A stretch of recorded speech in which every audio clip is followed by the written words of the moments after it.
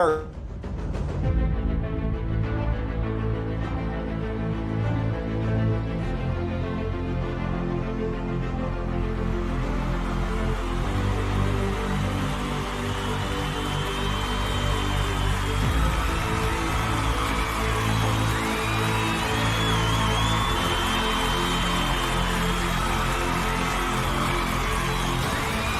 and gentlemen, this is the main event of the evening. Presented by Carolina Lightweight. Come good with us. When the action begins in the studio, our referees for tonight's event are Elgato Azul and Carolina Real Streamers. For the viewers in attendance and Facebook and YouTube users around the world, this is the moment you've all been waiting for.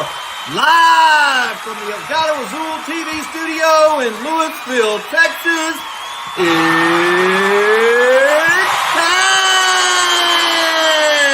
time!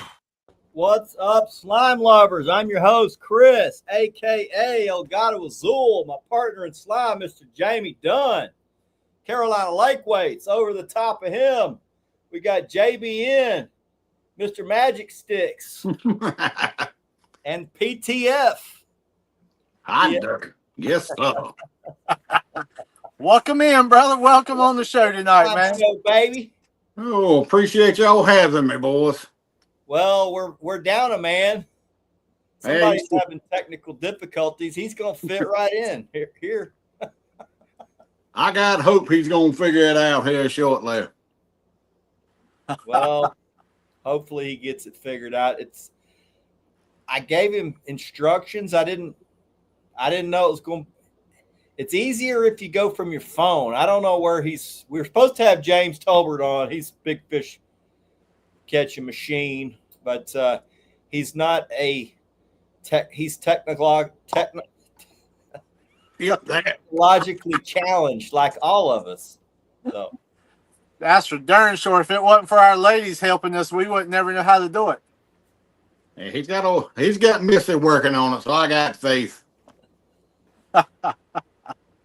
Oh man, what you been up to, brother? Whew. Boy, trying to find them, sweating and get some good ones. I've been on a few decent ones lately. So it's been tough, a 62 and I got 62 last Monday and 58 this Monday. There you go, man. Nice. You got brother and sister. Yeah. Hopefully I can find Mama tonight. So you're going after the show? Yeah, we're gonna head out after the show. What fish? So now I get to stay until the sun goes down, then I get to leave the house. I'll tell you what. You didn't. What fishery, JBN? I'm gonna hit Lake Gaston tonight. That's like a canyon style lake, right? Real deep, a lot of lakes. It just depends on what end you're on. Okay, so this time of year you're fishing the top third of the lake or the arms? So, believe it or not, I am shallow on the curry end this time of the year. Especially well, I say top third. I don't know how that lake lays out, but top third's usually. For here, it's mostly that's the shallower end of the lake. Yeah, I'll be on the shallow end. Nice. I say north end because all our streams flow north to south. I know some of y'all's flow east to west. Yeah, curve it's like east to west, and then when it finally dumps into the Roanoke, it shoots down south. Okay. So what are you targeting? What top area is you targeting? I am going to be where I'm going to be fishing at is just a flat, rocky bottom. It ain't a channel. It ain't nothing. And I might pop out of there. If I get in a little deeper water, I'm going to probably target some 25-foot channels and just run the ledges on them, see what happens. Nice. That's about how we fish it here, man, this time of year. 25 or less. Well, we got a thermocline. I'm sure y'all got hot water, too. We got one. Pretty sharp thermocline. So I had a guy today ask, can you guys talk about the thermocline? What's some of your tactics when you're dealing with a thermocline? Let's say you roll out to the lake and, all right, thermocline's in 23 feet. What are you going to do? Whew, I'm going to strap my boards on and suspend a little bit and drag. So what depth do you like to hit when you're in a thermocline? At 23 feet, do you if it's at 23 feet, I'm going to be 22 or above. I mean, because more than likely, he might go under it for a second or two, but he ain't staying down now. The bait fish on anyway. The depth of the water, you like to be in, or just doesn't matter what depth, you just suspend your boards up off 22 Pretty feet. much. If the thermocline's at 22, I'm going to be within 4 foot of that. If I'm looking at bait up at 10 foot, I'm going to float something at 10 foot, down. And then I'm really around here, the thermocline, it depends on what part of the lake you're in. It might be 23 on this side. Right. Across, and it might be 30 over there. So you just got to keep reading your graph. Yeah. So I know we were talking before the show. How warm's your water up there, JBN? Oh, it was 90-some degrees the other day. Damn, that's basically what it is here. It's mid-90s. It's crazy.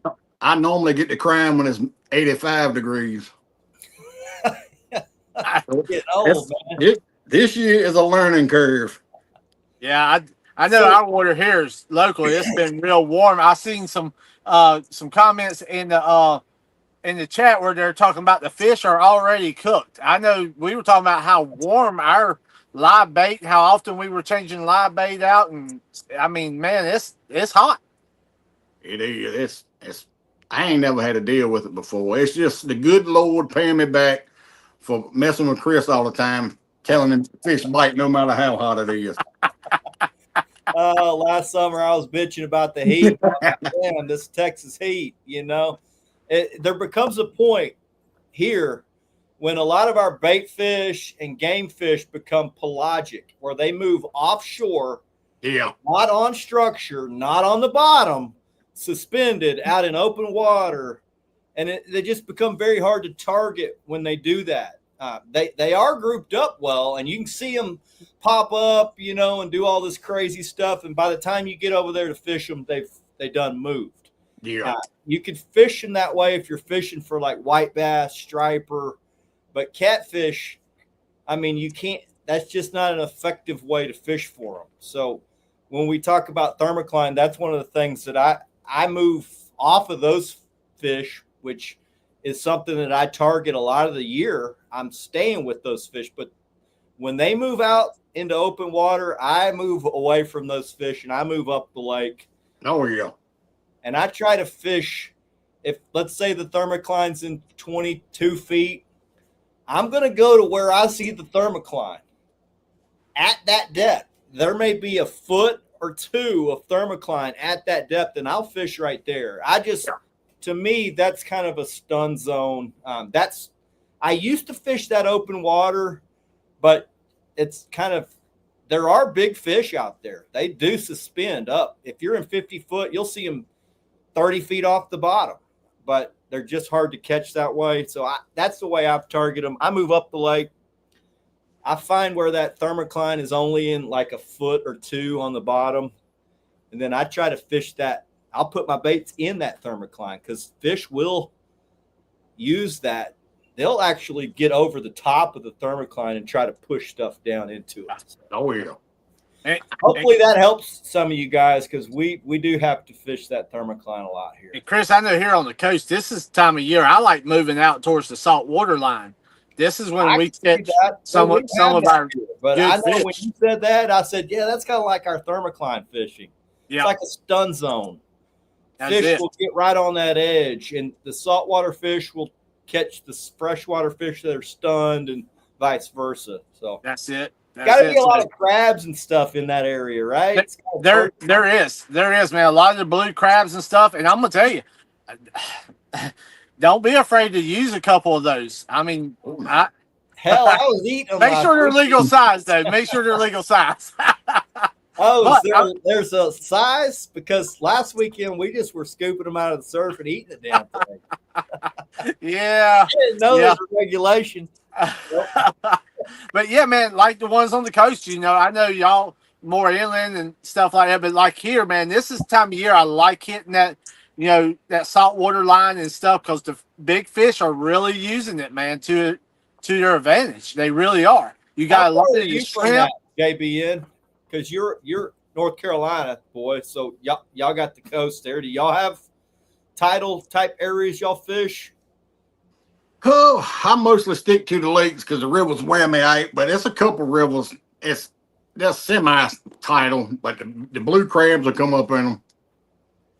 It just depends on how the flow is and everything is. I've seen them way up river, so I'm sure the blue cats are eating on them. Yeah. James fishes the river a little bit more than I do. Yeah, he's a river fishing machine, man. Yeah, Them big fish like to jump in his boat, get weighed, and take a picture, don't they? mm-hmm. They got to whipping my butt so bad. I said, I better make this guy my buddy. I learned that trick a long time ago, man. I learned that trick a long time ago. If you're a damn good fisherman, we're probably going to be buddies because Oh, yeah. I want to try to learn your tricks. So That's it. that's well, man. I got a ton of great angling friends, and they're all cool, open, willing to help. Not all. Some of them don't like you. No, not us, Chris. That comes with the territory, man. Not everybody's going to get along in life, Oh, yeah. That is the way true. it is. Sometimes people's personalities conflict. So we ought to probably run through here since we got a decent crowd in here. We're missing James, or we Get it figured out, James. James is probably cursing us right now. We might shoot. Tom. I'm gonna also try to answer, field the questions because we probably should have done this at the beginning. It's hard to catch up now, but we're gonna try. So, Jamie, you help. So I'm there with you, bro. Good evening, all my brothers in slime. Welcome in, buddy. Rich Segura with Operation Vets with Nets. Welcome in, Rich. Glad you're on the road to recovery, buddy. Eagle Eyes Juan Tienda. Good evening, slime family. I'm going to try to move through this quickly. Chris Gamble, you can support me by sending stars. Where the hell did that come from? I didn't even know what are stars. What are stars? I don't know that I've gotten a star, but whatever. Don't ask me, brother. I couldn't tell you. Facebook's always changing crap up, man, making things weird and difficult. I get it. They're trying to help guys that are really into creating content. I'm just into fishing and trying to have fun. I think you guys are very similar natured to me, man. We're about them fish. We like to have fun, like to joke. That's it. It's probably why we get along. Trinity Joyner says, "Hey, John." Uh-oh. Says, "Hey, JBN." Hello. That's a new one. That one's a Facebooker. Dustin Clark says, "Hello, everyone. Welcome in, Dustin." Trent Hall says, "Evening, Jamie, Chris, him." Well, him's not here. And JBN. Good to see everyone. Welcome in, Trent. Trent's a new team member over at Carolina Lake Weights. He's one of my guide buddies here in Texas with 3H guide service down on hell. He'll fish any lake. Dude's a fish catching machine. Y'all hit up Trent. Y'all want to come to Texas, catch striper, flatheads, blue cats. He's as good an angler as anybody I've ever met, and a solid, good dude. The Realist Fishing says, "What's up, slime family?" Helen's Vlog says, "Hello, sir." I don't know who she's calling sir, but I don't know. James says he's backstage and only y'all can see him now. I don't see James backstage. Uh-oh. Oh, wait. I got him. Oh, Uh-oh. there he is. Hey, He how made y'all it. doing? How long you been back there, man? Oh, probably about 10 or 15 minutes. Oh shit. Yeah. Sorry, man. They got a new. This StreamYard is constantly changing. Now it's got a little scroll deal. So I don't know how many people they allow in here, but I guess it's changed now because I've never had to scroll down to freaking see somebody. But appreciate you coming in, James. Oh, yeah. Thanks for having me. Welcome in, brother. Glad Thank that you were able to get it figured out. But I mean, you're technically challenged like all of us. We're trying to Yes. run through here and get caught up so we can field questions. John's trying to help me with catching up with the phone stuff, but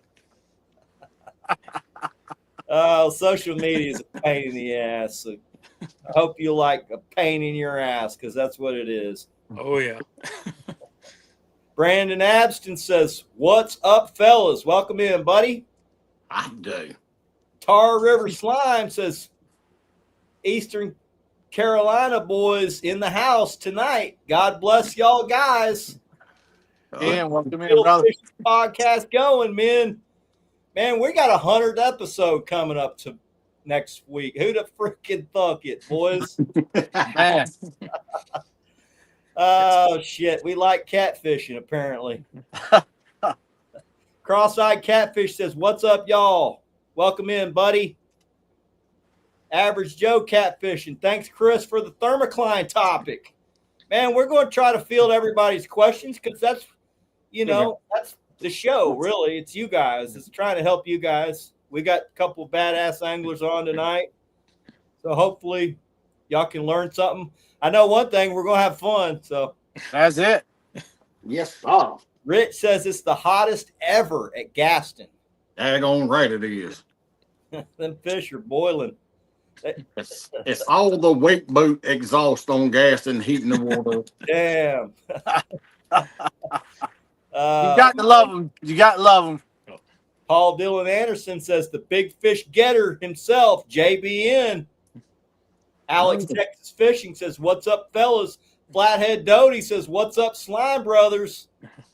What's up, brother? We got a bunch of fish catching machines in the chat. You We ain't always do. This is a fisherman show, not a. I'll shut up. John Wayne Calder says, "What's up, boys?" John Bubba in the house. Welcome in, John Wayne. Welcome Yeah. in, John. What's good, fellas? Boom, boom, boom. Heck We yeah. get, Shit, I did what I always do. I was about to say, we got Steve Burey in the house. He said, "Oh boy, look at this guy." Welcome in, Says Steve. JBN is my hero. Derek Yep. Reed says, "Evening, gents." I do. David Collins, "Hey everyone." Breeze Villarreal says, "Fire, fire, fire, fire, fire, fire, fire." Bobby Wynn says, "Legends." I do. Michael Hairston says, How are you men? Elite 13. That's my buddy. I'll speak for everyone. We're doing great, bro. Yes, sir. Wonderful. Life is good. That is a big fish catching machine right there, that man. Hell, man.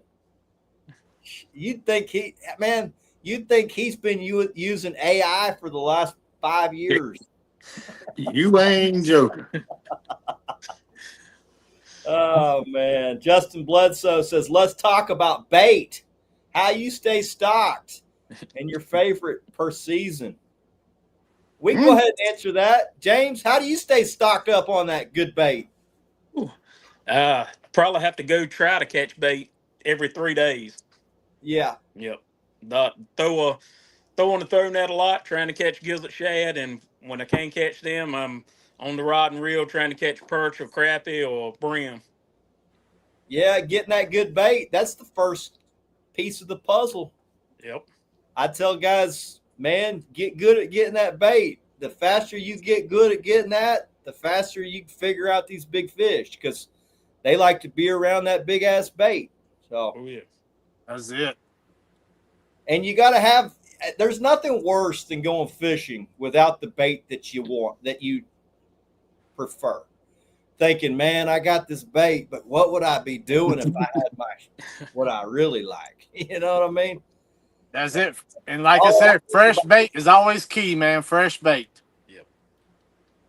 Fresh bait and the Yes. right bait. Freeze Villarreal says JB, one bad dude. Uh-oh, where's he at?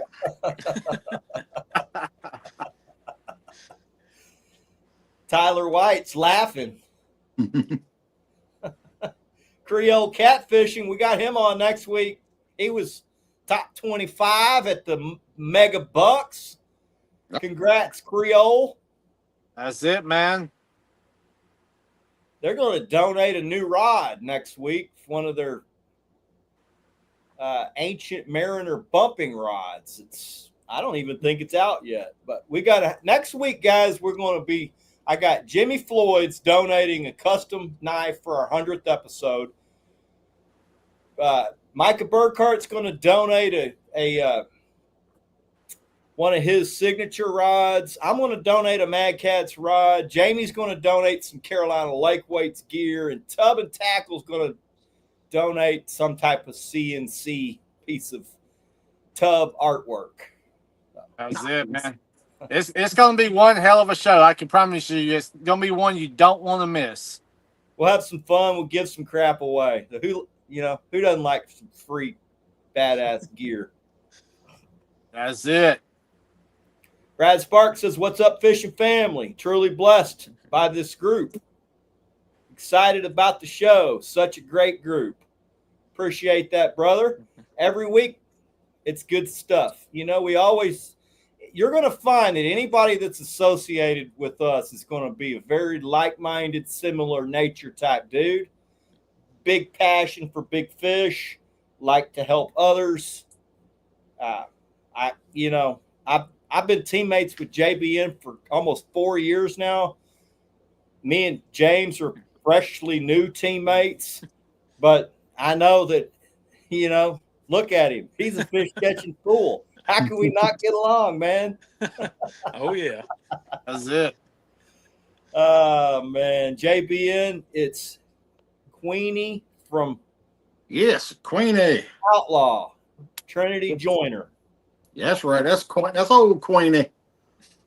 Parker Pursuits. What's up, JP? Welcome in, buddy. Keith Allen Hughes. Hi to the crew. Need to come to Vanceburg? Don't know where Vanceburg is, but one of these boys might. I've heard of it. Josh Kayla Smith. Welcome in. Man, I'm getting old. I can't hardly read. I need a freaking magnifying glass, boys. James Clark, what's up, brother? Michael Ott says, "What's going on? JBN and him." Solo Texas Ventures. Howdy, fella. Man, we're going to be here all night doing this. Just going to have to freaking call it, boys. Appreciate everybody coming in. Todd Barnes, welcome in, buddy. Ricky Garza, welcome in. Carolina Lake Weights brother. Also, I'm not going to let the cat out of the bag on the other part. But congratulations, Ricky. Missy Tolbert. I bet that's James' better half. That it is. You better be on your best behavior, man. She's the one that had to get me set up so I could get in here. Keep your ass in line. Steve's Catfishing says, "I got guys catching me bait." Yes, hey, sir. Steve. Smart man. I got guys catching me bait too. Guys like, "Man, how do you get that giant bait like that all year?" I'm like, I got a lot of good friends, I help them, they help me. It's a good situation. Yes, sir. Steve says JBN, aka Dink Master. That's me. Oh man, Steve's had a big excuse about too many bugs, too hot, too many storms. He's getting them captain's license right now, so his brain's smoking. Oh man. Yeah. Steve's getting old like all of us. All right, moving on down. Raymond Polson, welcome in. Congratulations, buddy, on your pro staff at Mad Cats, baby. Yes, sir. Brought him over to the team. We've got a bunch of repeaters. I'm scrolling through. I hope I'm not skipping your questions. I'm going to put that on Jamie. KDK Fishing says, let's go. We are going. Tyler C. White. Kerr was 94 the other day. Yep. I don't mind it. James Clark. What's up, Jamie? What's up, James? Over there working them freaking gears and the Mad Cats reels. Yeah, he's got a question for JBN. It says, does he keep Randy in the bait tank all the time or just on certain trips? Depends on how put Randy in the bait tank. It depends on how Randy's acting at the time. That's his time out place. Oh man! For y'all that don't know, Randy likes to bite the head off bait, and he'll eat the ass of them too. So yeah, you never know what Randy's going to do. That's for sure. Nope. I get asked 1,000 times, why do I fish with him? I told him the boy can make me laugh. That's why he's on the boat. You know, fishing's supposed to be fun. So it is. That's it. Sometimes we get away from that. We get too damn serious. The guy's like, man, you sure are serious about this. I'm like, you just now figuring this out? Yes, sir. If we ain't doing good, I'm probably not having too good of a time. Speaking of Randy, I saw he was holding up a nice fish in a picture this week. Yeah, he was with me that day. We got on him this Monday. Me, him, and the son went, and we got out there probably around 4 in the morning, trying to beat the heat. We were already sweating in the parking lot. And the fish that he was holding up, his son was ready to leave. The gnats were terrible. It was hot.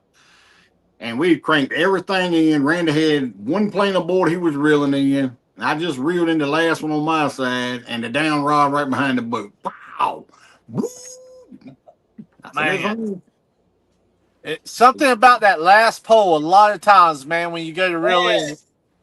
Guys always ask, why you put the clock on these fish? I'm like, man, they just like to hit right there when I'm about to reel up. Even like I'm reeling everything up. I'm like, I got a bunch of crap to do before we get going. Leave that one in. And that some bitch will go off so many times, and it'll be the big fish of the day. I don't know why it's like that, but do it, boys. Put the clock on them fish. Don't just say, oh, let's get up and go. Give them a little bit. You'd be surprised at what it does for you. Works a lot.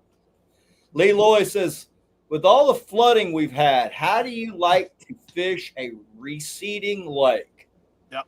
I'll tell you, Lee, receding lake fish scatter. So head to structure. When fish are scattered, if you're looking for something big, I always say scattered fish, head to structure.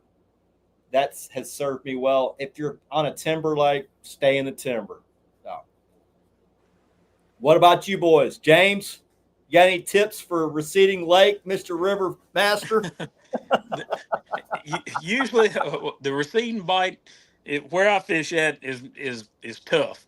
But one good thing is we've got the lake 5 minutes away, the river's 2 minutes away. So when it's a bad bite, when they're receding in the river, I head to the lake. But all lakes aren't, we have some flow in them, but not a lot. So the receding part really doesn't affect the lakes that bad. So y'all always have y'all got a good sized river feeding these. So there's always going to be a little flow, right? What in the river, there's always a little flow. Yeah. But in the lake, sometimes you might go a day with no flow at all. But usually there's going to be some kind of flow in it during the day.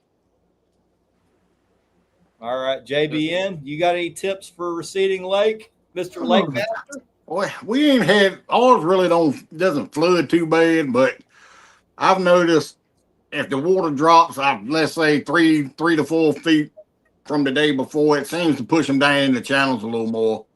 And if it's up 3 or 4 foot, I'll go up in the shallow flat and start working from there back out until I figure out what's going on. I would say that's pretty basic catfish behavior, guys. Water rising, head shallow, look in the shallow stuff. Water receding, they're going to move back out. And now, there's always going to be a few things that are going to dictate, like temperature and all that, but we're talking summertime catfishing. Lake on the rise, head up to where the inflow is. Lake on the fall, move out on the highways and move back.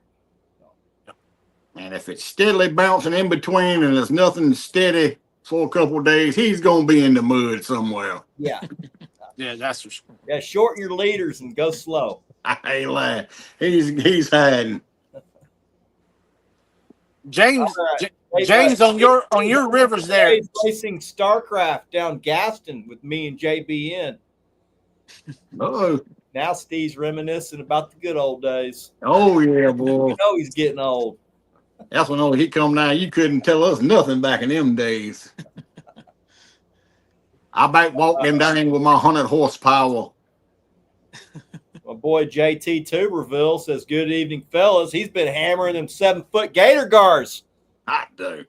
God almighty. While I'm on vacation, I got to look at JT's 7-footers. I'm like, damn it. Can't even enjoy my vacation seeing all these big fish being caught. Infamous Catfishing says, "My guys." That's the man. Welcome in, buddy. JP Parker, Jerry Parker says, at the present moment, he's standing waist deep in floodwaters, watching my Elite 13 brothers. Life is good. He'll have a 70 on the bank before the night's over. Man, that dude is a fish catching fool. I ain't joking. He's always good for a good one. Brian Ladd says, "Oh Lord, you got this guy on here." LOL. He must be talking about James. Him is here. He is talking about James. Mm-hmm. Dave Duggar, so many heroes in such a small screen. Oh, he's so kind. A bunch of bobbleheads up here, Dave. You know how we roll. Oh, man. I'm glad we got guys that can understand my humor. Ty says Dave Duggar is just jealous he's not on the show. Wait, I forgot. Dave, he doesn't fish anymore. Dave, he didn't even respond. He didn't see it. Yeah, I missed that one. Oh, man. So Corey Whaley says the work thing is interfering with his fishing. We were worried about James not getting to come on the show tonight because his work thing, but he's clear. Oh, yeah. Yeah. All right, moving on down. I think we are finally caught up. Yeah, it looks like we're right there, Chris. James, I was going to ask you, man, is your river kind of like ours here, coastal to the coast? The more you go up river, the more a little bit more flow you find on yours? Oh, yeah. Yep. I'm actually on the farthest end, right behind the dam where I live. So where I'm at, the water fluctuates a lot. It might be 6 foot difference from morning to afternoon, and they might drop it 2 or 3 times during the day just for the hydro generation on that river. Nice, because I know, like we were talking about before, about the salt water line right now, this time of year, I like to fish. But when the water in between the salt water line and, middle river, that flow's not flowing as much, I'll shoot up river more and find a lot more flow and find a lot better fishing up on that end of the river. Yeah. And typically when the water's low, they generate hydro. Man, those are some healthy fisheries. Oh, yeah. Yep, it keeps the oxygen levels up, and those fish they're a lot more active in the rivers this time of the year than they are in the lake. Yeah, and there's that water's coming out of the bottom of the fishery, right? When they generate. So it's cool water, which holds more oxygen. Yep. What we were And fishing they like Sunday. that flow, right? I mean, they run up in there, there's a ton of bait. Sunday we fished Sunday, and it was 10 degrees difference when we were behind the dam than when we were down the lake. Yeah, you know where them fish gonna be. Oh yeah. Correct. For sure. Micah Burkhart says, "What's up, y'all? Congrats, Micah, making that big money." Yes, Last sir. weekend, Micah got the money, the Mega Bucks championship belt. Yes, We'll sir. see that belt next week. Mike will be on the show. Congratulations, brother. The man done it. I tell you what, man, there was a lot of representatives from Mad Cats, man, really represented up at that tournament this past week. Yeah, the boys done a great job. Yes, I'm sir. surprised at how many Texas teams made it into that top Yeah. 5. Damn.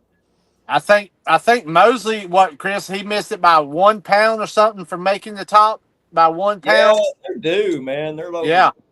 I knew it. Let Lyndon Jackson take with them on that damn trip. I'll lend him my son on their boat. We'll have to pay, but I'll lend him that little luck charm. Chris, I think we just need to take off and go fish it next year. I'll fish it with you as long as we do a fair amount of pre-fishing. I'll go fish it. I would like to spend a whole week up there. I'm going to do it. I want to do well. Steve's Catfishing says, I bumped 230,000 cubic feet per second. In the danger. He's up in the danger zone. Yeah. Wow. Steve gets a crazy mess. When I went fishing, I was scared. I was like, "You gonna run up there?" He's like, "Yep." God, don't mind it. Trent says, y'all making me cry talking about all these river fish below a dam and flowing water. Yeah, we don't get that in the summer in Texas. We don't get that hardly at all in Texas. Steve, she got to go outside. Then. Dan Wells said, "Wow, Chris, you and Jamie got the best of the best tonight. My ears are wide open." I do. You're going to hear some gum flapping tonight, boys. I was about to say, there ain't no telling what you might hear tonight. So, James, what are your fishing plans? What's your plan of attack? I know you constantly fishing. What are you doing next? Oh yeah. Well, trying to just get enough time off work to do some fishing. Oh man, that's been the hard thing right now. That this summer, this has been one of the busiest summers I've had in a long time working. But right now, doing a lot of fishing at night, just when I can. But yeah, night bite's better this time of year, right? I mean that's typical for most places, but up there it's the same. Yeah, oh yeah. Right now it's so hot during the day. I mean, you're sitting out there and just sweating nonstop, having to run a fan in the boat just so you can, sit out there and handle it 100-degree heat. When they're generating, though, I mean that's still got to be a pretty decent day bite when they're generating power. Water's a little cooler. I mean, you can still catch them up there, right? Oh yeah, yeah. When we got flow, the fish do tend to bite better. They turn on when that when that power generation starts. Get up in there, because yeah. And as soon as it cuts off, man, it's like a switch. They just turn right off. Man, our fish don't even bite in the daytime. I mean, smaller ones they're aggressive. They'll bite in the morning and in the evening, but the bigger fish, they don't even freaking wake up till the sun's down. It's not even I saw Dieter's talking about, it's daytime fishing's no different than nighttime. I'm like, hey, you don't fish in Texas, bro. You ain't catching a damn big fish in the daytime here. It's an all-night game. You're wasting your freaking time. I don't even remember the last time I saw somebody catch a big fish in the daytime here. It's been months. Yes. So, Donna and Derek Barton says fishing with JBN still holds my strong arm. I guess that's a PB. Yeah. Oh yeah. Did you get Derek a PB? No, I got Derek's wife's her PB at the time. I reckon it's still Okay, the well, same maybe one. that's Donna then. That's Donna. Okay. You want to talk about a hot, slow bite day? I was about to beat my brain. You know how it is, you take somebody and you can be wearing them out 3 days before they get there. I knew where they were, drug, nothing. I said, oh my God. And then finally we had one that wanted to play. You want to have a slow day? Invite somebody who's a top-notch angler who really is saying, man, I just want to come fish with you. I see what you've been doing. Invite them to come fishing. You'll have your worst freaking day of the year. Every time. Oh, man, never fails. Will Hunt says, my lake doesn't even have big fish. He ain't lying. Tom said it would be miserable on our lake right now. Barely a ripple on the water. Yeah. I feel you, brother. That's when you need a stick of dynamite to catch good fish. That's Brian for sure. Henry says, what's up? Missed y'all the last month. Back in the U.S. Waving a big hand out to everybody. Jamie, Carolina Lakeways. Welcome back, brother. Well, welcome back, Brian. Glad you made it back in one piece. I hope you had one of them German beers like on me, like I told you to get. Say it again, man. Oh, man. Tom Outdoors is laughing. I don't know who he's laughing at. Better not be laughing at me, you son of a gun. He filled that up for me. All right. So, Jamie, we got to ask every week, man, because I'm on your ass. What's your fishing plans, bro? Man, I am, matter of fact, we are planning to head south towards Santee this weekend. So we're going to probably hit the Cooper River maybe this weekend. So we the water has been pretty low on some of the places we've been wanting to go, but we got some good rain the last 2 to 3 days. So we're going to head towards the Cooper River this weekend and do some fishing. All right. Well, take Rebecca with you. Maybe you'll actually catch something. I know, right? I got to have her on the boat, man. She's a flathead catching machine.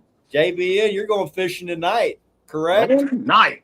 As soon as I get off here, we hooked up. You already got bait? You got to go get it. Oh, I got friends. Man. I went by his house earlier today and raided his bait cooler. My buddies, they're all like, well, you got bait? I'm like, no, but I got a guide buddy on the lake I'm going to that's getting me bait. Yeah. They're like, my buddies are like, can I call your buddy to get bait? I'm like, you don't know him. Probably not a good idea, man. You don't give it to everybody. That ain't how it works, man. You're gonna have to go find your own bait connections.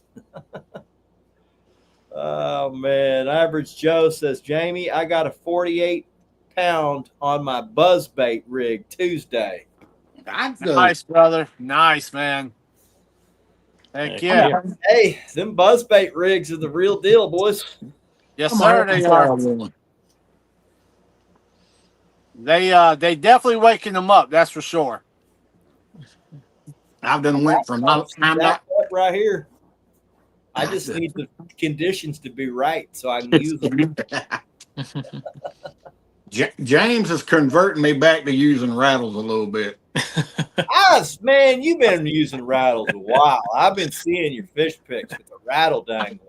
I have, and then I quit. I don't need them. And then James started killing me with rattles. I said, God damn it. Man, there's enough research out there that dictates, that says they're attracted to sound. You might as well use it. It works. I've brought enough fish to the boat with no hook in the mouth. Just a damn rattle. So it's kind of changed my mind this winter when we were jigging perch with like blade baits that vibrate, and we were whacking them on those rascals. Yeah. It's something to it. Yeah, it ain't gonna hurt you. I got buddies that are serious bass anglers, and they catch them on spinner baits and buzz baits and ain't no freaking bait on there. It's all artificial. So they're attracted to things. You might as well. Why not? I mean, it ain't gonna hurt you. It ain't gonna hurt you. It might hurt your pocketbook, but hey,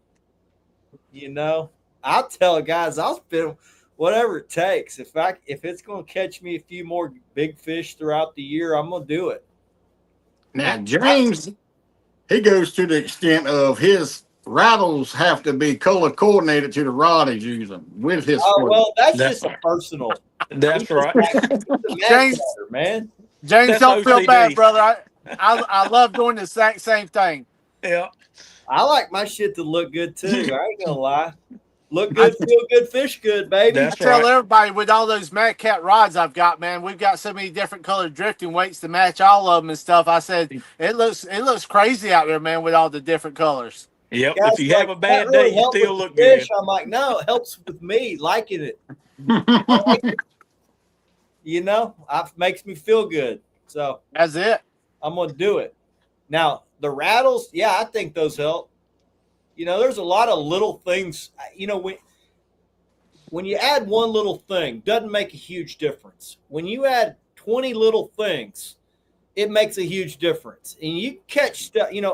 Forever I had basic stuff, and I caught a lot of good fish. But I can tell you right now, the angler I am today, doing all of the little things, kicks the shit out of that old guy who just went basic on everything. And Chris, just like we've been tested and proven it works, not only the rattle, but you add the blade to it, the willow blades and stuff like that, how good they've been working with those rattles, man. It's been unbelievable. I would agree. I'm not going to say it's like, certain days it don't matter what you use, guys. They're just going to hit whatever's in front of them. They're super aggressive.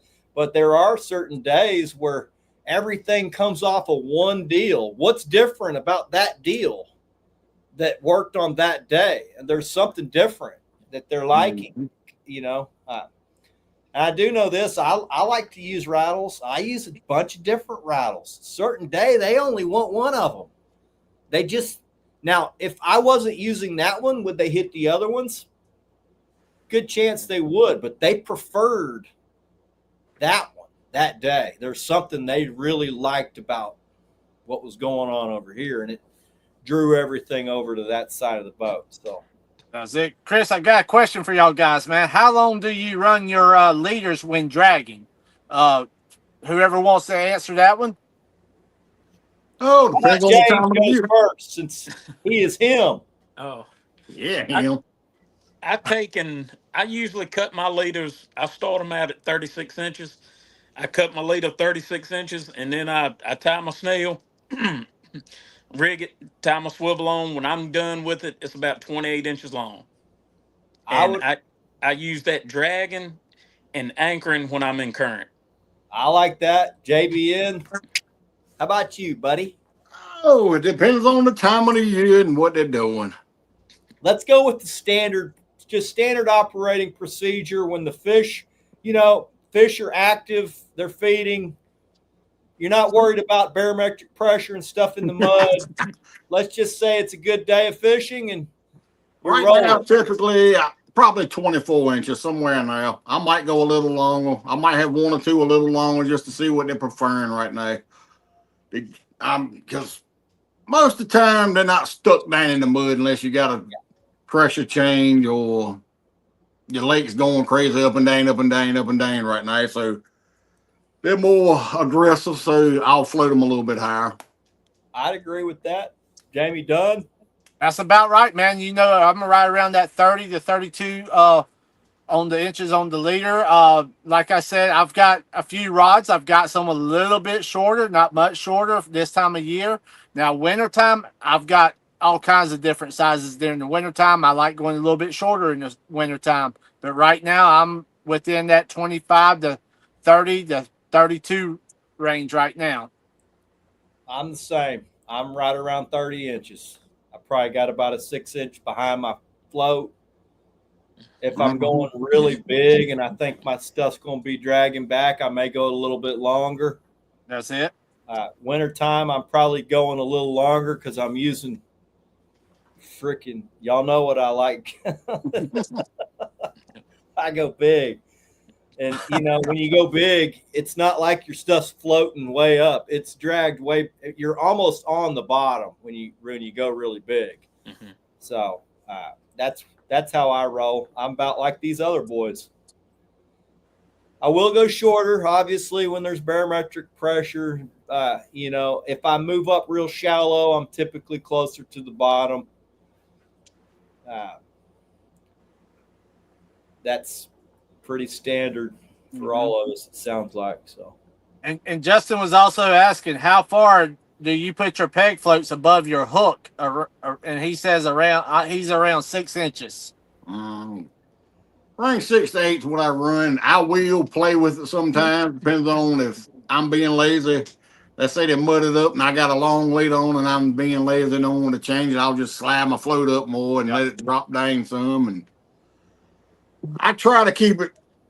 I try to imagine one swallowing it now, and he ain't getting the floating as much. That don't always happen, but that's about 6 to 8 inches up. Now, James, do you fish your floats different on the river than you do on the lake, or you keep them about around the same? I usually keep mine between 5 and 6 inches. What I do different on a lot of them. I see a lot of guys run. I put my rattles between the swivel and the float instead of the float and the hook. And just talking with John and stuff, that bite, when he bites it, I don't want anything getting in his way of getting his mouth shut on it. So I put my rattles above my float. Nice. And Chris, how about you, brother? I'm about the same. I usually there's a couple of variables. Like if I'm fishing heavy cover, like if I'm dragging stump fields and stuff, I'm going to put my hook right up next to my float just to try to minimize my hook getting hung on tree limbs. But if just standard operating procedure, I'm probably about 5 inches behind my float. And if I'm going to use like a double rattle rig where I got a float, say like a Demon Dragon Brute, something like that, I typically got another rattle on there as well, because I feel like if I'm around small fish and they're banging that thing around, it's just a little extra, little something. And I do like to use like those double ball. What do y'all call them, Jamie? The floats that they're like, they look like a nutsack. James's favorite rattles. The battle rattles. I'll put those, if I'm using really big baits, I'll try to get those a little closer to the hook so it will help with my buoyancy, because I feel like presentation is key when you're trying to catch giant fish. And I want my bait to look like it's coming through the water somewhat injured. Even if I'm using a stinger rig, I've been even putting a rattle in between my two hooks. So if I got a 10-inch bait, I'll put one in between just to try to help hold my bait up a little bit better. And I feel like that gets me more big fish bites. I don't know, man. That's just I'm constantly toying with things, probably like you guys. I just like to play around to see if things are going to work. That's it. I've got another question too. Do y'all ever catch big cats dragging at night high in the water column? I have been seeing a lot of smaller ones swimming on top in the boat lights. Yes. I'll tell you one thing I do when I drag sometimes at night is I will run about 25 foot off of my reel and my ladle and strap the board to it. No weight, no nothing, just a swivel. Free line. Flay, shoot it out. Free lining them. Pretty much free lining them out there. And I'm not going to say it produces all the time, but every once in a while. They seem to really like that free lining. Or night. Well, I guess we're talking nights, but yeah, nights. I'll tell you what, this past winter, I was catching fish off the surface when everything was deep. I would have something sitting on the top. I'd caught fish deep all day, and I would catch one on the surface in 50 foot of water, which got me to thinking, I mean, all these fish on my graph look like they're all on the bottom, but I'm catching big fish with something floating on the damn surface back here. And talking with other guys, they're like, yeah, we catch a lot of fish on the surface all year. So they'll always put a few back on the surface. Which was kind of eye-opening to me because I'm putting my stuff where I'm marking fish, but I actually had a 40-pounder crushed. I was about 5 cranks in to bringing a bait back to the boat, and I had a 40-pounder just crush it on the surface and hit it like it was a damn bass. And I'm like, damn, well, that's different, you know. And it was right after a big cold front. Water temp was like low 40s. And I told Jamie, man, I got an idea. We might need to try a topwater rig. Yeah. And it's been working. It's been working. I'm surprised. I was surprised. That's it. And I don't know. I don't think we've touched this. John Wayne was asking, do you use multiple rattles or just one single rattle all the time? I can tell you, sometimes I've got different rigs I'm using singles, and I've got some rigs I'm using doubles. James, how do you rig yours, man? I use multiple rattles, and I typically use just the cheap peg floats, and I use two of the battle rattles. Is how I rig most of mine. So you use like the Comal floats that are styrofoam. Mm-hmm. Yep. Do those things get beat to hell sometimes from fish smashing them? Because I used to use those, and sometimes I'd have to change out rigs because the damn fish were hitting the float more than my damn bait. They'll do that a lot, but most of the time I retie so often that I'm probably retying every 2 to 3 trips. I completely retie my entire rig. If the floats are still good, a lot of times I just spin them around one way because they just bite one end of it up a little bit. I'll spin the float around and keep right on using that rig. Yeah. You're catching those big ass fish. Their tooth patch is like 50 grit sandpaper. Oh yeah. It's rough It's rough, not just on the leader, but right there where they pinch down at your knot. That thing's get hit by every time you get a big one. He's grabbing that thing and it's getting pinched by 50 grit sandpaper. So, Steve, JBN, how about you, brother? Or I know you said you started coming back to the rattles a little bit more. Are you? I'm still on if I got one on, that's one. I wish I didn't put my bag up in the boat. I had one of James's favorite rigs, and it's got like 40 rattles on it. Shit, man, I might need to start rigging like James. And Chris, that's why I say, man, I like having several different style rigs. Some with the singles and some with doubles, some with even 3 of them on there. Here's what I found. Some rattles put out a lot of noise, and guys go, you got to have a lot of noise. That ain't true. Certain days, I'll catch all the fish off the rattle with one slug in it. It barely even putting out any noise. It's a very faint roll. That slug is rolling up. I always thought this is a piece of junk rattle. Mm-hmm. But certain days, it's catching all the fish. So I've learned I got a couple with the slugs. I got a couple of the brutes that just put out a ridiculous amount of sound. I'll use some with the regular rattles in them. Hell, I even got some of the electronic rattles from Livingston Lures. Hot dude. Yeah. And I'll tell you right now, those freaking things on a certain day, when nobody's catching fish, when you got no wind, high barometric pressure, on those days, you will freaking light the world on fire sometimes. You're like, holy crap. this is a day where all my buddies got skunked, but they are really smoking this electronic. It's a bait in distress. Sounds like shad in distress. So you can get one with a perch in distress or a sunfish in distress. Now, certain days they don't make any difference, but on a certain day when there is no wind and the fish don't want to play, I've had epic days on that damn electronic rattle, so I know it works. Because all my buddies around me are like, "Damn, I heard what's going on over here. We didn't even catch a fish." Chris, I know we said we let all the secrets out the bag, man, but damn. Oh, I was on a podcast. Nothing is secret anymore. and you're right, Chris.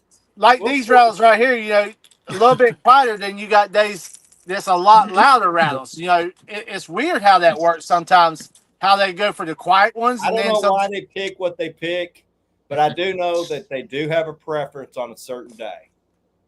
And so that's why I use variety. I'm going to try to give them something that's going to give me an edge. You know? That's it.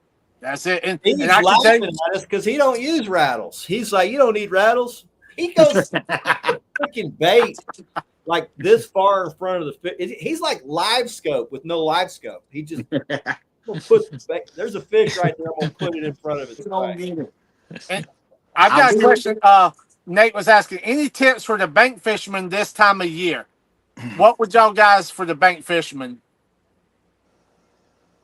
I ain't even gonna lie. I have no idea.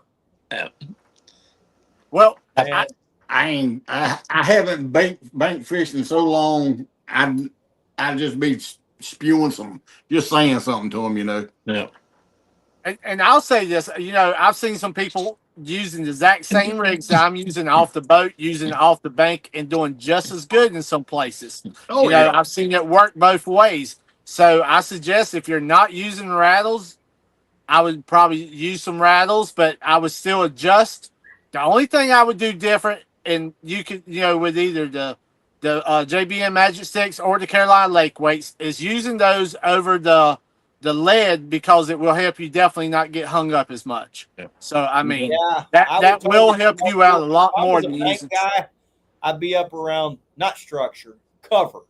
I'd be up around cover. You know, I would be around stumps. You know, anywhere where it's like rocks. You know, a sandy type point. Any type of thing that's different than everything else around it. As far as rattles, if there's wave action, you don't need current to make a rattle. Yeah. Just you put one in a bathtub and just make it do this, and it'll make a little bit of sound. That's enough. That's enough to get a fish's attention. It's vibration. It's putting out a little vibration. It will help make a difference. So that's it. That's it. I've got a question here from Justin. I have a cold front rolling in before my trip this weekend, about 10-degree drop to the mid 70s in the day and about 7 degrees for the night. I'll be going out for an all-nighter Saturday. Will it hurt the bite? What would y'all guys suggest? No, it's to go, bro. Yeah. I just was looking back through my stuff today, and I fished a cold front that had a 60-degree drop in temperature. Typically, that's going to shut them off. It was my best day of fishing the entire year. We caught 68 fish over 20 pounds. Normally, that day was going to be terrible. That big of a swing in temperature typically shuts them down. That doesn't shut me down. I'm going. Yeah. So just go, because you never know till you go. Sometimes what you think's going to be the worst day could turn out to be your best freaking trip of the year. That's when you learn stuff. Yep. Yeah. And same with the barometric pressure. Okay. So we had Tim Scott on. He's like, there's something to barometric pressure, but there's some type of bite window that has not been, that no one really understands it yet. So there is some type of deal where there's a cycle where they bite and then they don't bite. You could be on the worst freaking day condition wise But that bite cycle, whatever that no one really understands, kicks in for you that day, and it's a great day of fishing.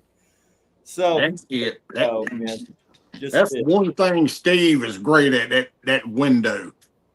Yeah. I ain't never believed we went down to Alabama with him, and I'm chomping at the bit. Let's get on the lake. Ain't no need to go. They there. We can look at them, but we ain't gonna catch none of them. They gonna bite from here to here. And we went boom, boom, and it was like I was like, this is unfreaking real. Go That's put that it. little fish in the front of the boat in the rod holder. It's a 50-pounder. I'm like, oh my God. I just saw where Steve was saying, ask JBN when he came down, so that's He it, just, man. and it seems I'm starting to pay attention to it more here, and it's like more in the summer months. It's you got bite windows, and Oh, this definitely. was dead. I would say in the summer, your bite window is way shorter Yeah, than it's in the quick winter. and then I it's mean, over. you catch fish half the day or all day sometimes in the winter. You can't hardly do that in the summer. Mm-hmm. Something's got to be extraordinarily working in your favor to really hammer them off for 6 hours straight in the summer. It's usually a pretty short bite window, especially for the big ones. And James, I don't know about you, but I know the river here, I've got, talking about the bite times and stuff. I've got certain times, right there before, right at dark, and then after a certain around 12 o'clock, and then it shuts off, and then right before daylight. Are you finding that around your area? Yes, and during the summer, if you get those first 2 hours right after sunlight during the summertime on all rivers, that's the best bite. And it seems to be the exact opposite during the fall and the winter. If you go in the afternoons, you get there 2 to 3 hours before dark and fish till dark. That's the best bite on our river system. That's it. That's it. And I tell you, man, that's why I love the river so much. I mean, figuring them out just like Chris and y'all guys with the lakes and stuff, man. You know exactly boom when that bite time is going to be, and it's really it makes you wonder why not they just don't bite all. I would like to say I know, but like this winter, typically when we roll out, I'm going to know whether it's going to be a good day within 10 minutes. Yeah. And this year, I don't know that we hardly even got a bite before 10 a.m. And then all of a sudden, 10 a.m., it's freaking all hands on deck, 6 rods going down. What made them do that? I don't know. Conditions were prime. We would go post front after a big cold front, big temperature drop. Everything's piled up. Wind switches out of the, from the north, switches out of the south. Typically, it's going to be hammerfest that morning. And we wouldn't even get a bite till 10 a.m. And then all of a sudden, and they wouldn't even be in the location where I typically would think they would be. But at 10 a.m., they would show up and it'd be hammerfest. And so I just, sometimes you just got to change what you think and go try to figure something else out. And this past year was that way. And guys are like, man, the fish are confused. And I would say, yeah, they are confused. It's confused me quite a bit too. But I mean, I was able to dial them in and get them figured out because I fish hard. I'm not going to sit there and get my ass kicked for too long. I'm going to change something and get it right. That's it. JBN, this time of year, brother, do you have a lot of grass on Gaston? Do you have to deal with that a lot, or? It's always grass there.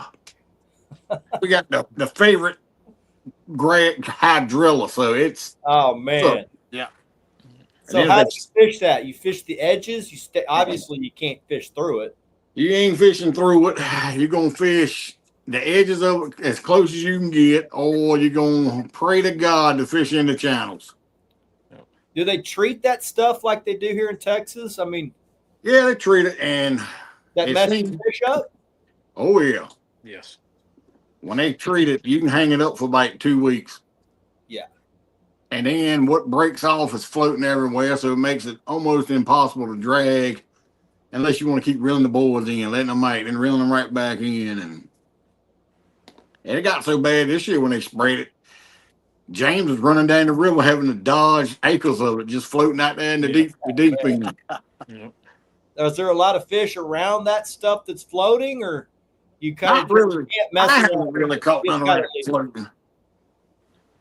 When everything's not sprayed, the bait fish love and the gizzard shad love to hide in it. Yeah. So you got to catch them coming out of there into the channels or to cross them back and forth and through the channel to the next flat hunting, and you can pop them. But they're just down there on some white perch and you get lucky. If I can find a way to catch them and get them out of hydrilla, I would be the man.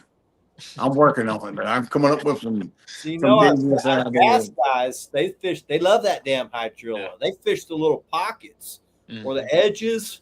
And I thought, well, there's big bass there. There's got to be big catfish. They probably, Yeah, I was going to ask you, do you ever find the big pockets and anchor up on them big pockets that's inside that grass, John? The way all lake is, it's really, if it's hydrilla, it's hydrilla. It might be a tad bit of an open hole, but it's super thick. It'll choke that 300 outboard if I try to get in there in it. Yeah. I've definitely had that happen to me down in Santee Cooper. There's some areas down there, man, that it will definitely just kill the engine out, and you just have you can't fish it at all. You can't find the big holes in the fish or anything. Uh-oh. It's my son, his little buddies. Yes, sir. Oh, man. I'm ready for him to get to the age he starts girling, then it's going to be real fun. So JBN, this past year, he was in the 3rd grade, and he'd go to the park to play tackle football with his buddies every day, and I go watch. And then towards the end of the year, I'm looking over there, and I see all the girls lined up on the park bench, except they aren't facing the park. They're turned around watching the boys play football. And I'm like, oh, shit. And it all starts, man. Now it's starting tricky. Yeah, that's going to be an interesting time when all that starts, brother. Oh, man. I ain't looking forward to it. But thank God I don't have a little girl. Oh, man, they're trouble. I'll just say that. Tell me what's up, brother. Fishing that hydrilla, if you were pretty good at live scope, it'd probably be a pretty good way to fish that edge. Oh yeah, it's unreal thick. Sometimes it's a couple flats out there where it's not really matted up together and it's still low. On real hot days in the summertime, I'll go out there and side scan and you'll get to seeing the patches of grass. And if you see one that's dark, he's in there. And I'll bump around in that sometimes. Nice. But that junk so I can throw the anchor and it ain't got to hit the bottom and I ain't going nowhere. It's just hung. I see. That's the if I fished with William Oliver, he's a freaking live scope freaking wizard, boys. And I know everybody says, oh, I don't know about that live scope. If you went to fish with this dude, you'd be like, damn, I wish I could figure out live scope because that's insane the way he fished them. And James has ruined me. I will not throw a net unless I'm on a boat with live scope. It ain't happening no more. He goes on these brush piles. So to don't know how good of an angler this dude is. He's tagged. Let's see how many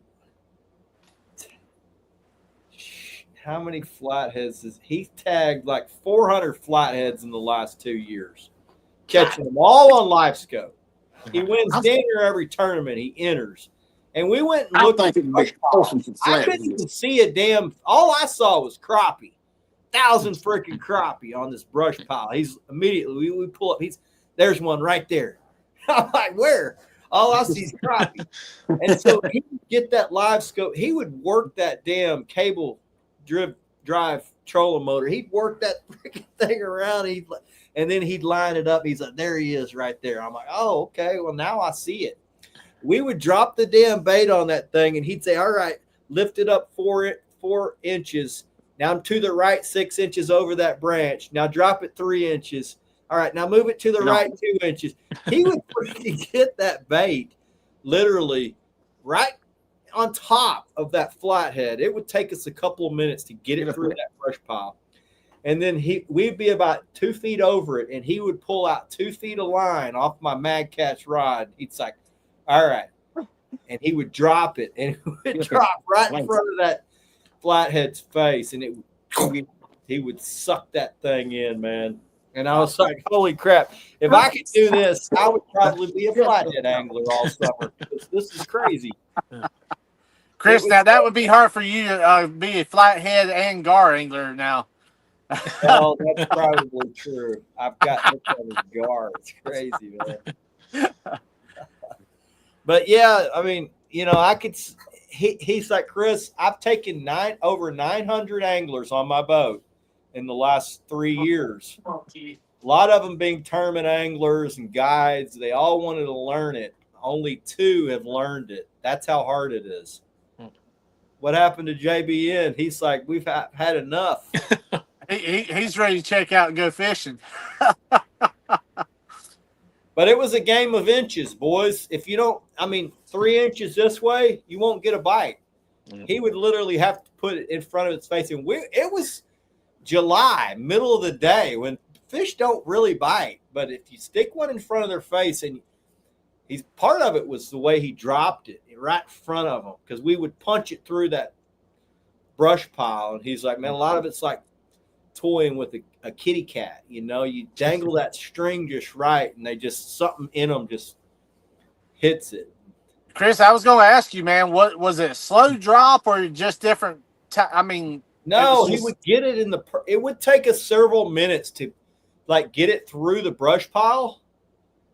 But then once he figured out it was over the fish's head, he would we would be about a foot or so over the fish's head. He'd pull out like a foot of line, or, 11 inches of line, because he would drop it like the fish's mouth's right here. He would drop the thing right here in front of its mouth. Wow. And it would freaking smash, not all of them smash it, because some of them would faint away, and he'd be like, oh, that one's not willing to eat.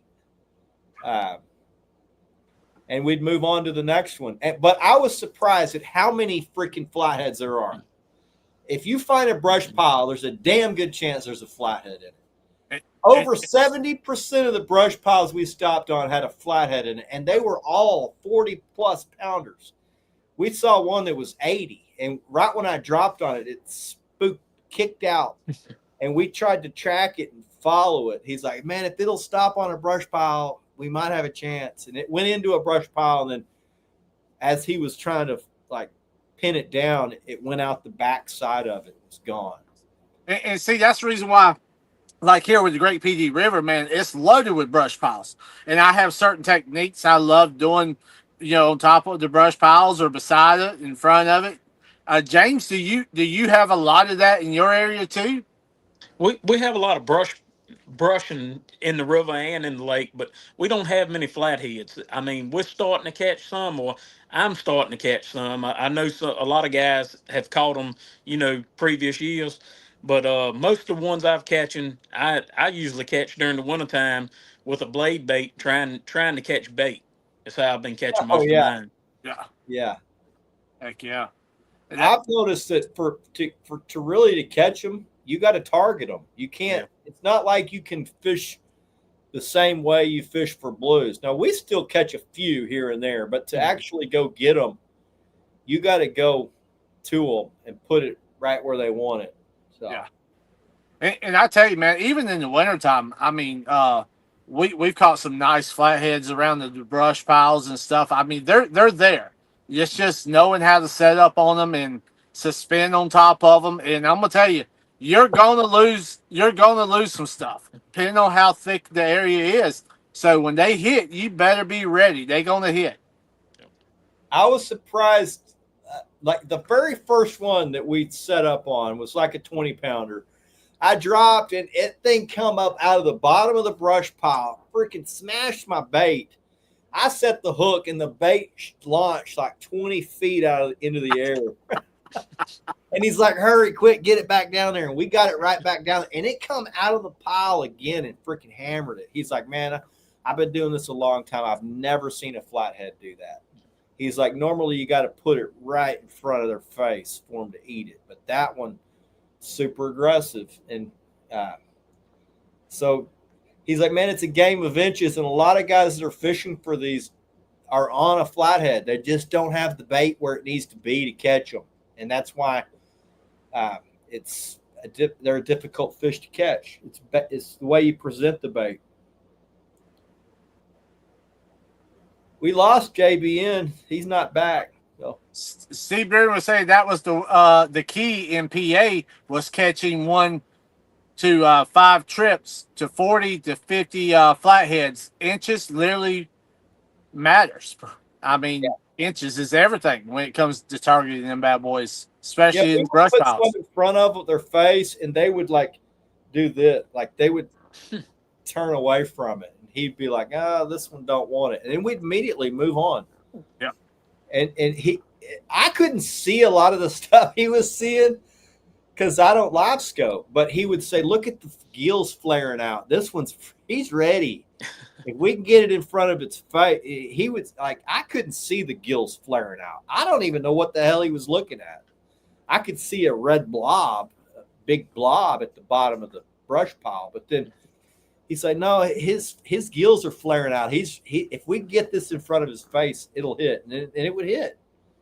So, I mean, I could see where that live scope could be fun. I had a lot of guys that were interested off of that video I posted. They're like, what'd you think about live scoping? I'm like, I'm not knocking it. Hell, if I could catch him like he does, I'd be freaking live scoping. You can bet on that. Guys think that's cheating. That's the hardest way to catch one. That's the very hardest way to catch one. I can tell you right now. Because controlling that trolling motor, boy, the way that he was jockeying that trolling motor around and getting, he's like, all right, now I'm going to blow this bait. I'm going to blow some water on this bait to get that bait to do something. And he would flip that trolling motor and blow some water on that bait, and that perch would go nuts a little bit. And then that fish he's like, when I blow some water on this bait, get ready.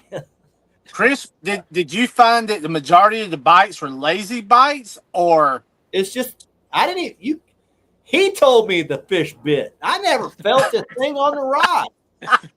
You could see it. Yeah. The bait went missing. There was no thump. There was nothing. He's like, he's got it in its mouth. Set it. Bam. We just got a fish on. 50-pounder, like, damn. So, as they become active, they will hit it and run. But in the daytime, when nobody's catching them, they pretty much, you put it in front of their face and they go, and they don't even move. Not even an inch. Yeah. So it's like, that's it. And I saw Jesse here says, maybe it's me, but I find flatheads are pretty easy, and I don't have good electronics. I use Navionics regardless, religiously. They're not hard to catch. They really aren't. But like you're talking about, Chris, with live scope, man, that's the part where it's tough. It's how you got to angle your bait, inches, and I was skeptical because he told me, he's like, Chris, I'll tell you, I've broken most of these lake records around here. He's like, in like Palestine, it was like 48 pounds. He's like, let me tell you what I did the first year I figured out this live scope. He's been doing it for 10 years, but he's been really good at it for about 4. He said, man, the first year I got good at this, we caught 15 fish over 70 out of this lake, and the record was 48 pounds. I'm like, blue cats? You're using live scope for blue cats? He's like, yeah. Because I had told him, I've got buddies that are really good tournament anglers, and they'll put the live scope on when they're suspended and just watch what the fish do. He's like, no, you got to fish the fish. If you're live scoping, scope the fish with one rod, put the rod in front of their face, and you'll catch them. So that's it, man. That's I know it. we got sidetracked, but that's what we're good at. We're never we never on the same. That's Oh man, oh man! I'm a student of the game. I was super excited to get to go with somebody that's doing something completely different than anyone else. I just thought that was a cool way to fish. Is it something that I could probably go figure out? I don't know that I could. It's probably the most. It was like brain surgery, and I'm not a brain surgeon, so. We'll run through here. Wesley Grubb says, "What's up, everybody?" Steve Burian says, "Myself and Dave Badger tore him up flathead on Livingston Lures Secret years ago." What happened to John? His phone must have died. Sean's probably running to the boat. He's like, "Well, I'm gonna catch y'all while I'm on the road." Yeah. All right. It might be like I was in the background. No, I looked. I scrolled down. He's not in here. James, we were talking about the wind and stuff earlier, man. How much do you find on the rivers the wind plays, as far as the bite for you? If the wind's blowing out of the east on the river, usually we have a terrible bite. If you can catch it out of the south or the west, we usually have a good bite. That's But same here. yep, Yeah. that east wind kills us. Yep. Yeah, is that a high barometric pressure situation usually with east wind? I don't know. I know a lot of times when we have any kind of strong, if it's a light breeze out of the east, it's usually not a problem. But if we get a good windy day out of the east, the bite's dead. Yeah. Okay. Our east wind means high barometer, Mhm. bluebird skies, fish laying in the mud. Yep. Usually post the day after a front, but the wind hadn't switched out of the south yet. So. Mhm. Yeah. I'm always been that northeast wind or the east wind, man. It's the toughest wind I've found to fish. Mhm. I like consistent. I don't, the direction isn't nearly as important as long as it's been the same. Yeah. Those are usually the best days. Usually after a big front and there's east wind and high barometer, it's typically going to be a crappy day. But Now let me ask y'all guys this: in the summertime, do you find that as true in the summertime, or is it about the same as it is in the wintertime? Because I know in the wintertime, it seems to be a lot more difficult to catch fish on that east wind, the east northeast wind in the wintertime. But in the summertime, I can catch some fish on the east wind a little bit more than I can in the wintertime. How does that work for y'all guys? Or I haven't noticed it on our river. Usually during the winter we have more of a flow, so it doesn't bother us as bad. But when we've got a low flow during the summer and we get that east wind, that's when it really gets bad. But during the winter, if we've got a high flow and we've got an eastern wind, it doesn't bother them as bad during the winter. so the flow means a lot more than anything to you than where I'm at. It's more of a current style here where we don't have the hydros and stuff. We have Right. about that change in current every 6 hours, Yep. and Flow is key for us. Usually, I have my best days when it's high flow. yeah. And if it's high flow and raining, ugly, just worse conditions with a high flow is usually our best day. And when I go down to the Cooper River and places like that where they have that, the hydros or opening the water from the lake Santee into the Cooper River, the flow means everything. Mm-hmm. James, Mark Hicks says, when using electronics, which is most important for you to rely upon? Down scan, 2D, down image, or side image? Probably side image. I use that more than anything. Finding schools of shad, finding bait, and a lot of times I'm not even marking fish that I'm fishing. If I find the bait, that's when I start fishing, and I catch a lot more fish that I didn't see than the ones I do see. If I find them on down scan, A lot of times, I might get lucky and catch that one, but most of the time I'm just fishing the bait. If I find a good school of bait, I can usually do pretty good. Now, see, me, like the river is a little bit different than the lake. Hmm. I'm using a lot more side scan in the lake, and I'm like you on the river, James. I'm Hmm. not relying on it as much, but when I do find good bait in the river, I'm fishing it because normally Hmm. that's where the catfish are going to be. And then the lake is a little bit different for me on the lake. And Chris, is that about like for you, brother? Yeah, you know how I roll, buddy. I use side image heavily. For one, looking for fish size for the group of fish that I'm fishing. I'm looking for, if I see a group of fish and I don't see fish that are quality fish, like 30 pounds and above, I won't fish it. And in the winter, if I don't see like 50-pound class fish, I won't fish it. Uh, I typically am looking, just like James, I'm looking for bait. But once I find bait, I'm looking for the right types of fish around it. But more than anything, I use it to see how they're relating to structure, how they are relating to the river channel, to the ledge, to the point, just to see kind of how I want to set up on them to target uh, those fish. And that's how I use it. I use the 2D a lot to back up what I see on side image as far as like species wise. Uh, and then also to see what kind of bait that they're around. That 2D can tell me what's under me. Is it white bass? Is it gizzard shad? Is it threadfin? And then I will kind of game plan that area according to the fish that are there, the baits that are there, and then how they are orienting to whatever I'm scanning. And that's basically how I roll. That's it. James, I got a question for you. Hmm. And this is, doing a lot of fishing on the river. Are you throwing back to your structure mostly, or are you set up behind your structure a little bit, or are you suspending mostly on your structure? Or does it depend on the situations for you?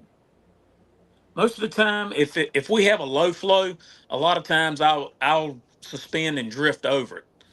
But if and that's we got a lot of blues. We don't have a lot of in the river system. We don't have many flatheads. Yeah. So I'll do that. I'll drift over them if it's a low flow. But if it's a high flow, I'll usually typically try to anchor up a ways in front of the structure I'm fishing, and then I'll sit up for maybe 30 to 45 minutes, and then I might move back 100 foot and set up again. And I try to start off a good ways in front of the structure I want to fish. So you're basically, I do it a lot of times. I'm working, I don't never pull up my anchor a lot of times. If I'm on anchor, I'll Hmm. just take a rope and let more Yep. out. And about every 30 to 40 minutes, kind of give me a new area to fish back towards the Hmm. structure if I'm in front of it. Yep. And I I do a tell lot people of that that. all the time, man. A lot of people wants to sit up in a certain spot and they'll stay there the whole time and don't. And I tell them if you'll just take that rope, let some more out. That's going to give you a totally different area to fish, and you might get closer to the fish. So they Hmm. might be holding real close to that structure that or they just might be off of it. So that means a lot, man. When you're working that anchor, a lot of people don't understand that sometimes, Yeah. but A lot of it's times those big fish don't want to come off of the spot they're in. They're a creature of opportunity. They like that spot. They don't have to move a whole lot because it's coming to them. So sometimes, that's why presentation, I think, is probably the biggest factor that's overlooked by a lot of guys. That when you're really targeting big fish, you got to present the bait how they want it when they're sitting on that piece of structure. And if you don't, you won't catch them. that, that's it. And I tell you, a lot of people, I tell them, don't get lazy, man. When you're targeting big fish, don't get lazy because that's when you just basically, you're going to settle for the 20 pounders or 30 pounders a lot of times. But if you put that work in, man, and knowing that the big fish are there and you just got to work a little extra harder, to get on top of them, and it might take reeling in or moving two or three times on the anchor it's going to take work to do it, man. Yeah. If Josh I set Meyer up, says, once I find bait, I zoom out a little bit and find a spot where I feel like the big one will be sitting. I don't fish directly in the bait most of the time. I like that. I've noticed that typically the really big fish are not in the bait. They're somewhere oriented in an area where it's going to be easy for them to just eat when it comes by them. They will go get it, obviously, when something's really enticing to them. But I would agree with that. And I've also noticed if you're on a really good group of good fish, the big ones will not be right there with everyone else. They will be off. And if you find a good group and you're not marking a big fish, doesn't mean there's not a really big fish there. Just means he might be on that little bump over there, or maybe he's on that stump, or he doesn't like to follow the exact program of everyone else. So I tell people, Chris, on a situation like that, it's like a party. You go to a party, all the younger ones want to be right there, right in the middle, man, crazy and wild. But the smart ones in the older generation wants to be off of it, away from all the action a little bit. Just sitting there and watching. And that's the way I, take that situations, and I look at it as that party, man. I like that. I want to go to that party. So, guys, next time y'all are in that situations, that's it, man. Look at it as a party. The smart ones are going to move away from all the action. In case the cops show up, you're not going to be the one they're paying attention to. So, Jesse Ogden says, do you guys like to hook your live bait through the top? Always assumed with the weight on the bottom that the bait will be upside down and not moving much if you do. I've been hooking them through the mouth, and it seems to be working better. James, do you use a lot of live bait? Or I don't use a lot, but I use some. But most of the time when I'm hooking live bait, I'm hooking it through the mouth.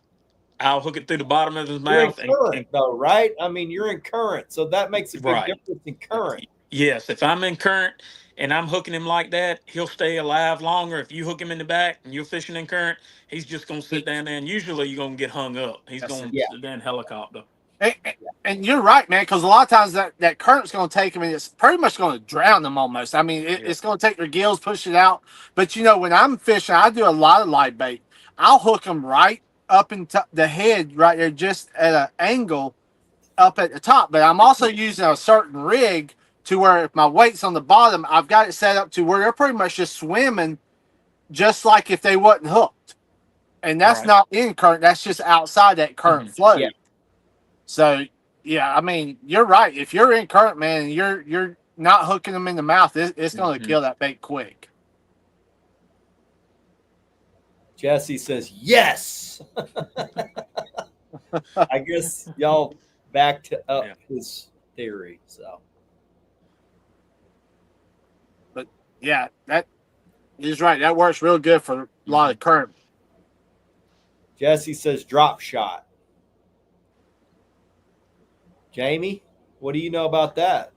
Drop shots? Yeah.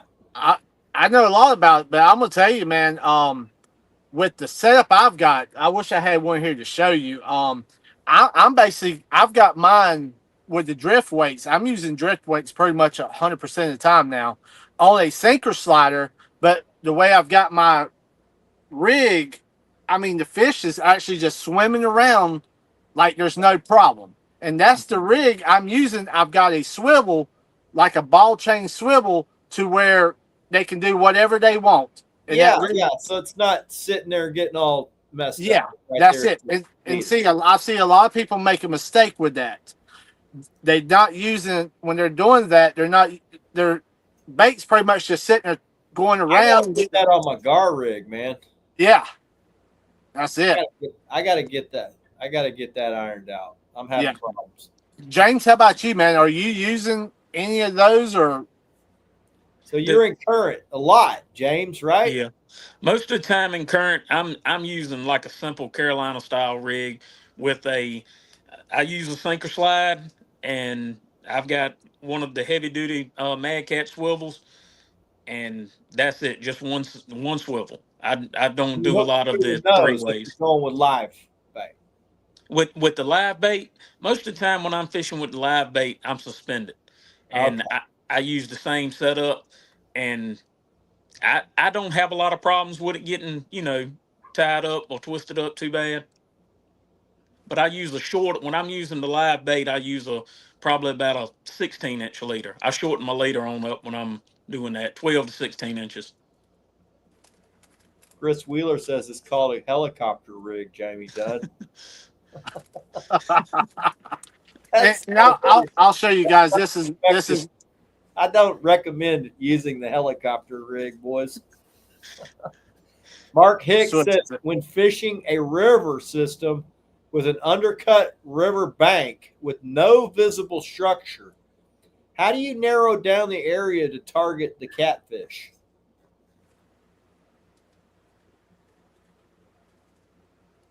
There's no like fallen timber around bends and stuff like that, Mark. I don't know a river system that doesn't have some type of cover. Rivers typically have logs in the water, fallen trees. I do know this: if you're around, if there's bends where there's a deep undercut bank, there's typically on the back side of the bend there's going to be an eddy. Those are good places to fish for big fish. That little eddy. So I don't, if there's no actual cover, I would be looking for those types of deals, the little eddies right past the deep holes. I don't know. Maybe these guys can help you. And Chris, what I think he's talking about is like the on the bends where that water's eat out and made that cut up underneath the bank and stuff. I mean, it sometimes it's hard to target those areas because of the way the current's there. Sometimes on my river, I might have, it seems like 3 different currents on that one curve that's going one way, back the other way. And I'm going to be honest with you, I don't sometimes target those areas because it's so hard to set up on. If I do come through something like that, I'm going to set close to the bank and try to get as close as I can to set up on it.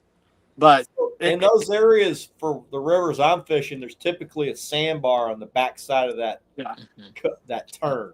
If you're on that sandbar and that backflow, right there where that backflow is on that sandbar, you got flow coming this way on the river. There's a sandbar here. There's flow coming this on that sandbar. There's backflow. I fish that little backflow area right there. And that's a great spot. Yeah, that's prime for it, man. Is on the back side of that sandbar. I mean, it really is. And I've caught some big fish on the back side of those things.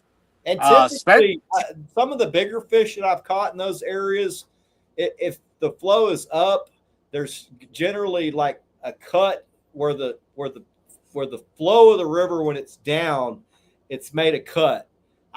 When the river's up, I'll fish that ledge right there where that cut is. And that's a good ambush. I call that ambush structure. That little drop off right there when it's a low water situation is a good spot to catch fish even when it's high water. So. Yeah. And when it's high water, Chris, when that thing comes across that bar, it comes like this. I mean, when it comes like right here, right on the back side right there, when that water rushes over, you'll sometimes real close right here, it won't be that bad. And a lot of fish will lay up tight. I'll put some right up there by the bank too. Yeah. Don't be afraid to put some right there. Yeah. That's it. And that's why I said I'll get I'll close to that bank. Right in the middle of the eddy. Right there where that freaking deal's going. Yeah. Sometimes you'll hammer one right there.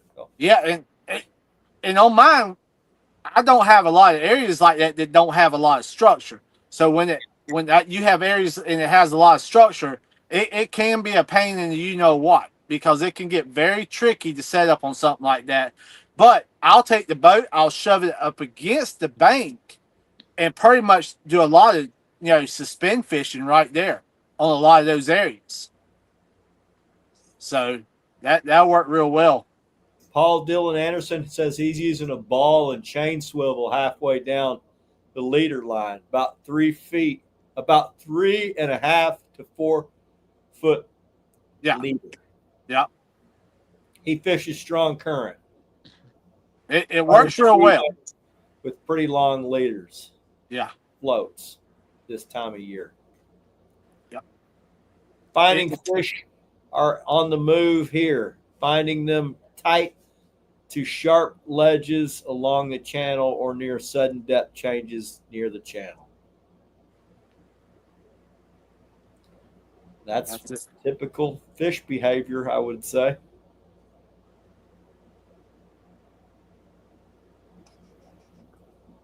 All right. Well, John Bubba New says, y'all still popping your gum? He's fishing. I told you, man. He said, man, I got the boat. I'm going. He texted me. I got the boat. I'm going to the river. I'm going to the lake. I'm gonna get him to pick me up at the ramp. All right. Well, Jamie, you got anything you want to? Oh, first of all, guys, we got our 100th episode next week. We got Micah Burkhart. We got Tub and Tackle. We got Jeremy DeFore. And we got Jamie Dunn. We're going to give away one of Micah's rods. We're going to give away one of Jimmy Floyd's custom knives he's made for the show. So we're going to give that to one of you guys. I'm going to give away a Man Catch rod and probably some Slime Show swag from Jamie. Yeah. Jamie's going to give away some Carolina Lake weights. Y'all make sure y'all tune in. Yeah, we're probably going to give away some people. That's it. We're probably going to give away some rigs. So, guys, it's going to be a blast, man. Chris, I never thought, 100 shows, brother. Holy crap. Yeah, I'd agree. That actually makes me feel kind of old. But anyway, we're going to have a good time, guys. It's going to be a blast. It's going to be a lot of fun, a lot of laughs. It's just going to, man, tune in. It's going to be fun. James, you got anything you want to promote before we get going, man? Oh, I'm good, man. I appreciate you coming, sharing your knowledge. You're always welcome back. Congratulations on the getting paid to fish. That's pretty cool, man. Yes, sir. Congratulations. Hey, I'm looking forward to teaming up with you. Maybe I can come up there and fish sometime. You ever want to come to Texas? Yes, sir. Catch some smaller fish down here. Or we can go gator gar fishing. That sounds good. So, yep. JBN, appreciate you coming in. I know you're just viewing now and watching, but appreciate you. All you guys that tuned in tonight, love you guys. Appreciate y'all always coming in and spending some time with us and making this a great show. That's it. Now, I want to say, guys, thank y'all so much for always all the love and support for the show and for what y'all guys do for us here at Carolina Lake Weights, man. Like Chris said, man, we love you guys and we definitely appreciate you. All right, guys. Tight lines. God bless. Azul out. Later, y'all. James.